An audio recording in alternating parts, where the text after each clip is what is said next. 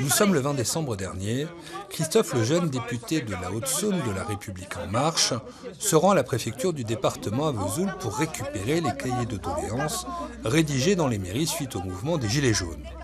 Devant la préfecture, il est pris à partie par un groupe de Gilets jaunes. Nos confrères de l'Est républicain filment la scène. Une discussion s'engage difficilement quand tout à coup... La guillotine! La guillotine! Écoutez. La guillotine répétée 2 fois, des propos jugés menaçants pour le député qui déposera plainte. L'homme qui a proféré ces menaces est identifié, c'est un ouvrier de 51 ans. Après une garde à vue de plusieurs heures, il a été condamné ce matin dans le cadre d'un plaidé coupable à 4 mois de prison avec sursis.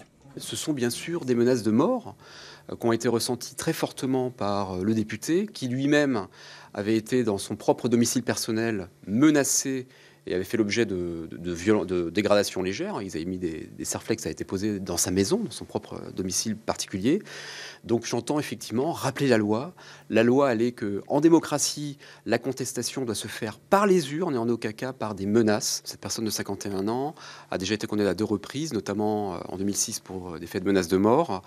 Et puis il a été également entendu dans le cadre de procédures sur des blocages de ronds-points pour lesquels il n'avait pas été poursuivi. Nous avons joint par téléphone le député Lejeune qui ne souhaite pas s'exprimer pour le moment mais qui nous précise être très affecté par cette affaire et il souhaite avant tout protéger sa famille.